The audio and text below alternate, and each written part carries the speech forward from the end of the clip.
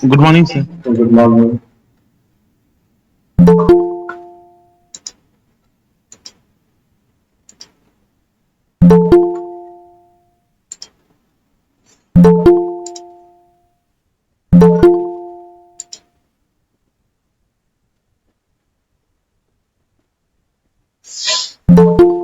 Good morning, sir. Good morning.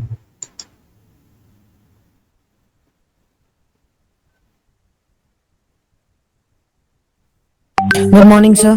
Good morning.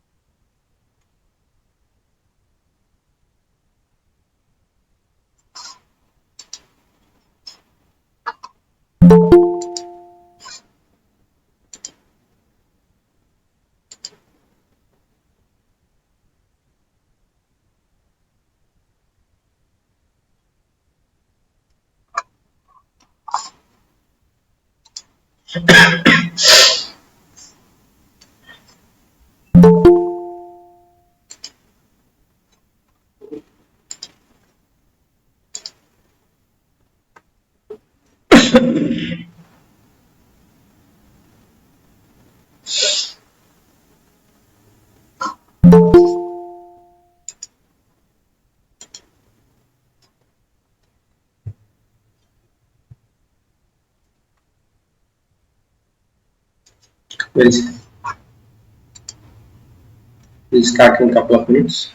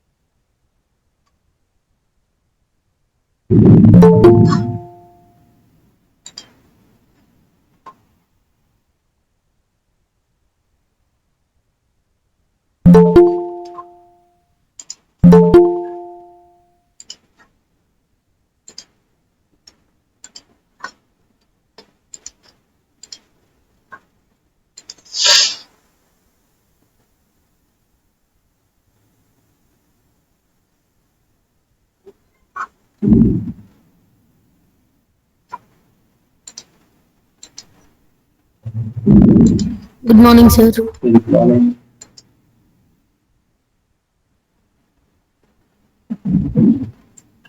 Okay, so in our previous class, we have discussed up to. Sir, your mic is off.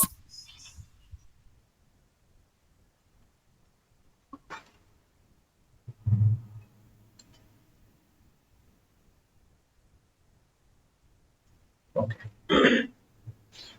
So in our previous class, we have discussed up to how large or small the cells can be, the dimensions of the cell.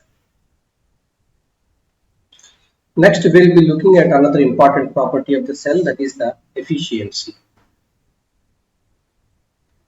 Efficiency. So, what is efficiency?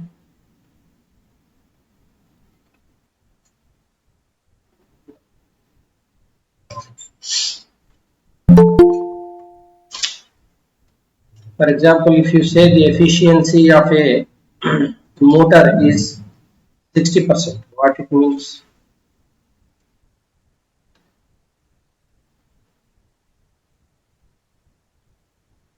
We know that energy can either be created. Yeah. We know that energy can either be created, it can only be converted from one form to another. So, if one form of energy, for example, kinetic energy, is converted into electrical energy, okay. For example, if you are cycling and you have a dynamo, so in the dynamo that is going to convert that kinetic energy into electrical energy so that the light bulb can glow. So whether the conversion of this energy is 100% efficient. No, sir. No, Okay. sir. So yeah, any machine as of today is not having 100% efficiency. No machine till now has 100% efficiency. The energy can be converted from one form to another, but there will be some loss in between in the form of heat or some other reason. When we talk about the efficiency of the cell, for a cell to be efficient, okay, for a cell to be efficient, it should be able to exchange material from outside. For example, whatever food and nutrients are there, the cell needs to take from the outside, and whatever waste material is there, it wants to remove outside. So it all depends upon how much surface area is there on the cell. The more the surface area, the better. Okay. So more surface area means more nutrients can be exchanged, more waste removal, and the communication can take place. Correct. Now we'll compare cells of three different sizes. Suppose we consider a cube and the length of the cube is 1 centimeter, 2 centimeter and 3 centimeters respectively. Which of these cubes will have the large surface area? ABC. Sir, A. C number. A. A will have more surface area.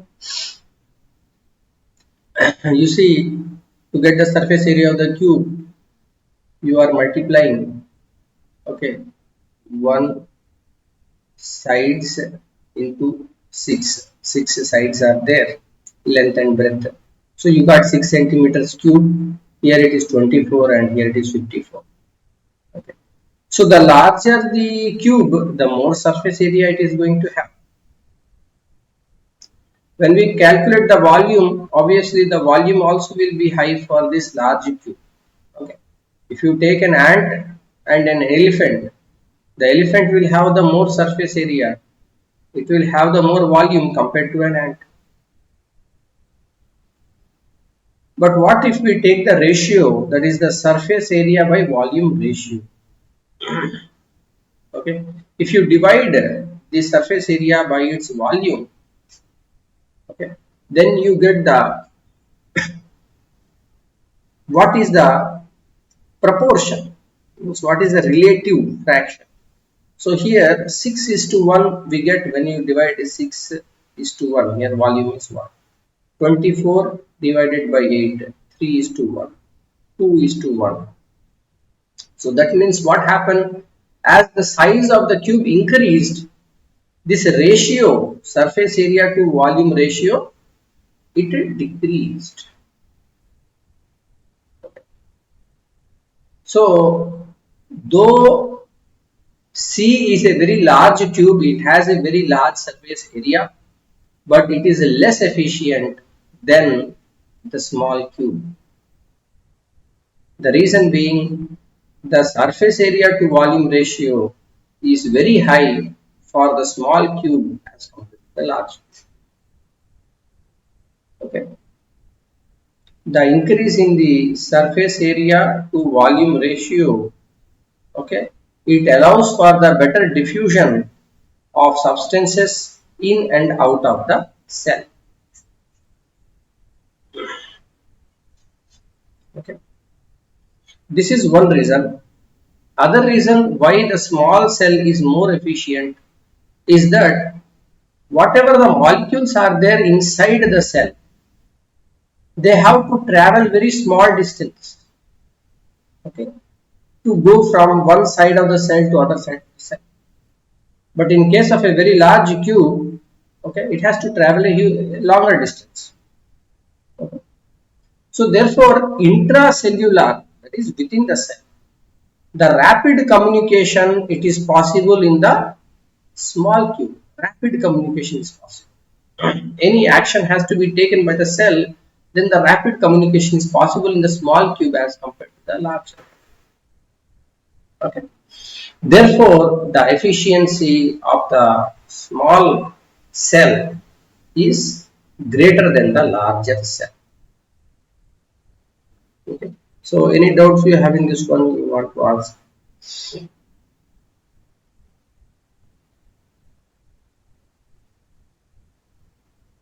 Okay. Next. Another important aspect of the cell is the cell shape. Shape of the cell.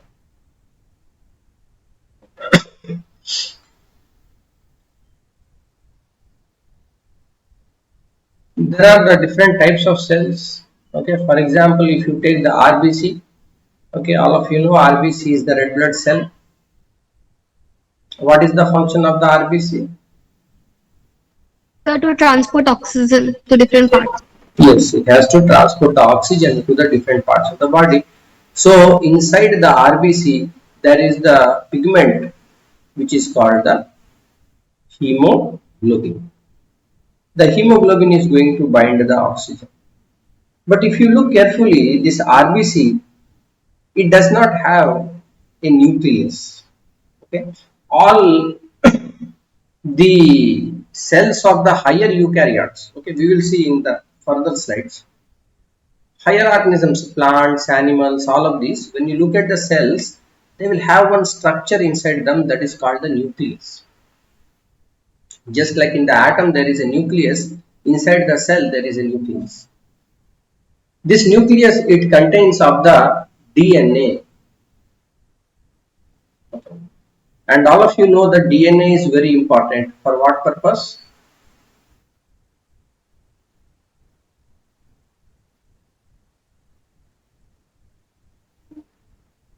DNA is the genetic material. That means from one generation to other generation, okay, whatever information needs to go, okay, what is the color of the hair, how the eye should be, how legs and hands should be, what should be the height, and so on, whatever the genetic information is there, that is there in the DNA. Okay, so the DNA will be inside the nucleus. Now if you look at this RBC, what is the shape? It looks somewhat circular. Okay, it looks like a flying disc. Okay, generally some people play with the flying disc is there, and in between there is a depression.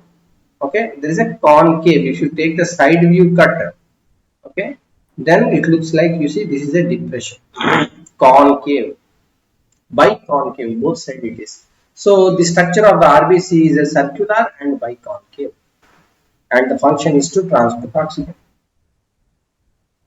But if you compare that with the WBC, what is the WBC? White blood cells. White blood cell. What is the function of the WBC? White blood cell. Sir, it builds our immune system and fights the diseases. Yes, it will fight the disease. It is required for the immune system. Now here in this photograph, you are able to see that there are these disc shaped cells are there. All these disc shaped cells are what? RBCs.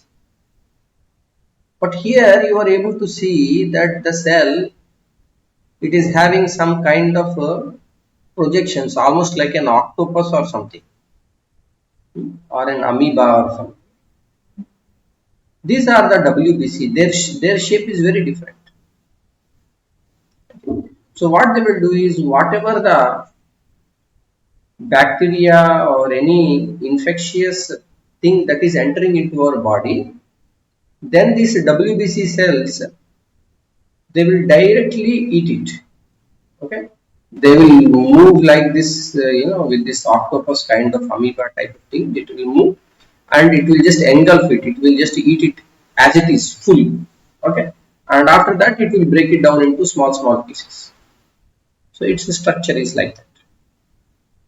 Okay, WBC. If you compare that with the nerve cell has to carry the impulses or the information over the long distances, electrical signal over the long distances. So therefore its shape is more like a wire, more like an electrical wire on which on the top you have a coating, or what you can say cover is also there. Okay, so that electrical signal is not going outside. So these are very long cells, nerve cells. You can compare it with the muscle cells. These are also a bit long and they are contractile. Contractile means they can contract. Okay. So cardiac muscle, skeletal muscle, smooth muscle, they are all having different structures. In another chapter, we have more details about this. You can compare that with the guard cells that are there in the plants, stomata. Okay. So I think most of you know the stomata, right? What is the stomata? So small. It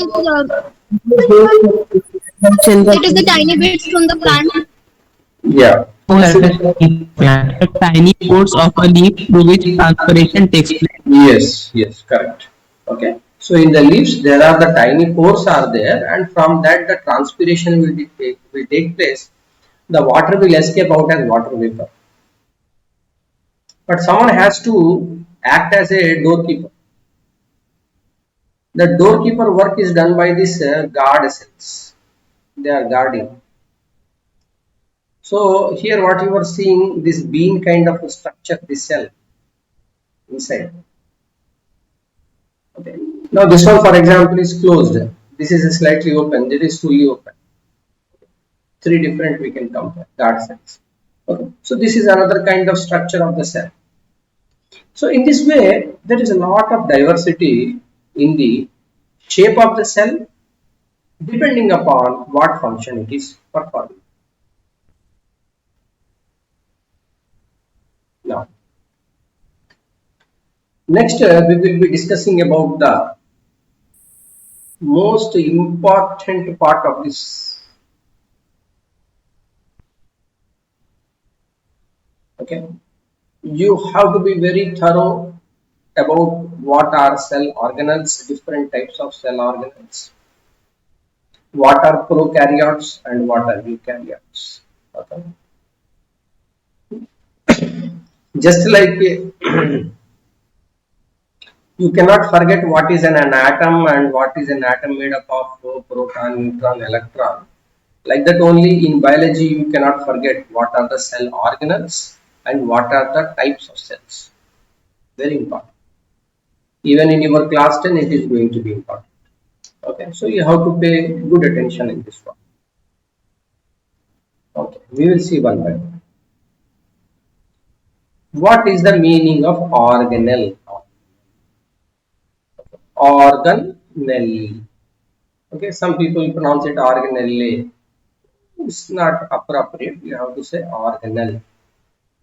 So these are little organs, because within the human body, for example, there are many organs are there, and inside a cell also there are many small organs are there, but we don't say they are organs. Because they are so small, we call them as organelle. So these are specialized subunits, usually within a cell with a specific function. Okay. So organelles are small specialized units inside the cell. They will be performing some specific functions. So there are the two types of organelles. membrane bound organelles and non-membrane bound organelles. What is the meaning of membrane?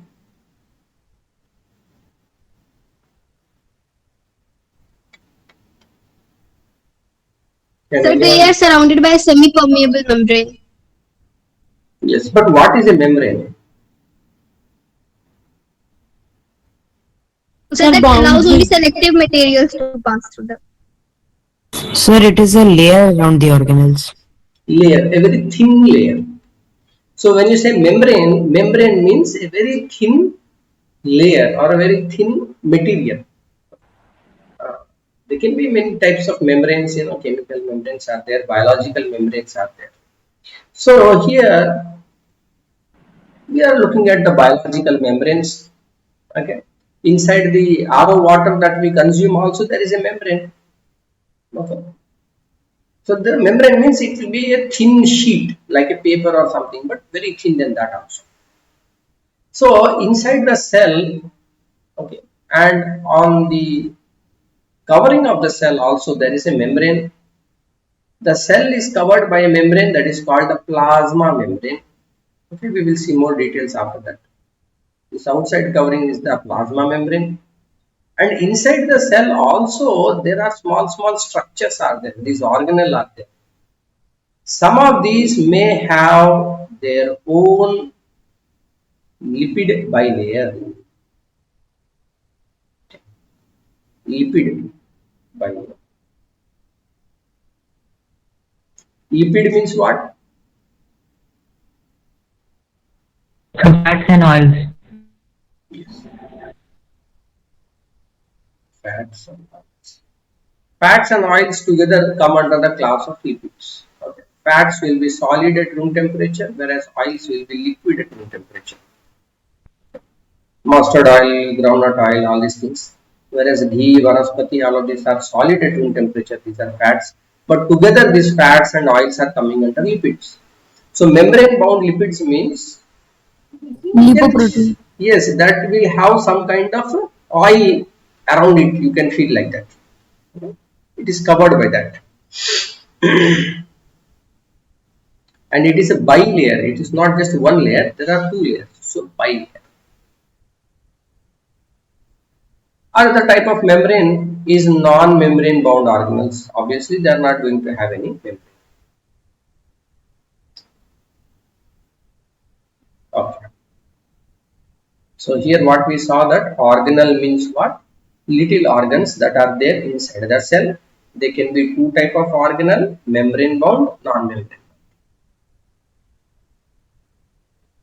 Here important point is that there are the two types of cells. One are the eukaryotic cells and other is the prokaryotic cells. U and pro, there is a difference, no? Pro and U. U means true. Pro means primitive.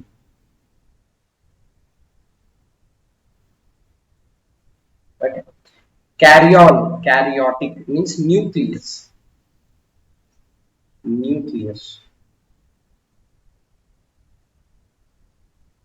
Okay. So eukaryotic cell means it should have a nucleus.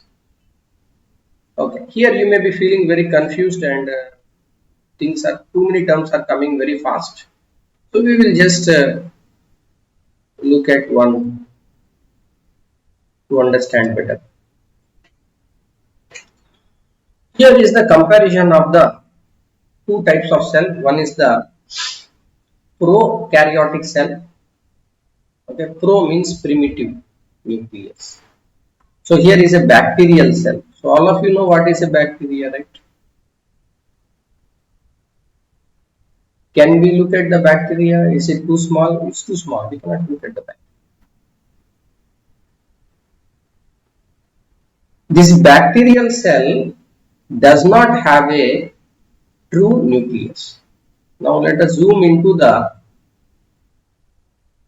nucleus of this bacteria. So what we are observing that the DNA is there. This thread-like structure is the DNA.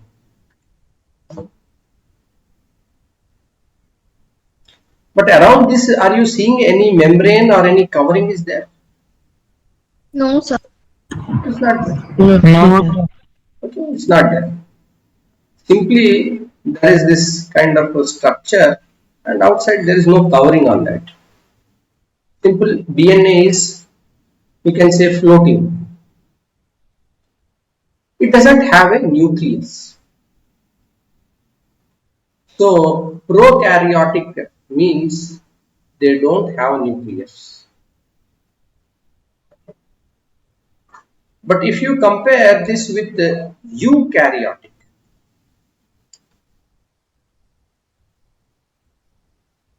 U means true nucleus. Here under eukaryotic, two types of cells are there. One is the plant cell, one is the animal cell. Means plant cell also have nucleus and animal cell also have nucleus. Okay. Here when we zoom into the plant cell, you are able to see this yellow orange kind of a structure like a ball or sphere. Inside this DNA is present. This all membrane is there. This is the nucleus. Just like in the structure of atom there is a nucleus, and in the nucleus protons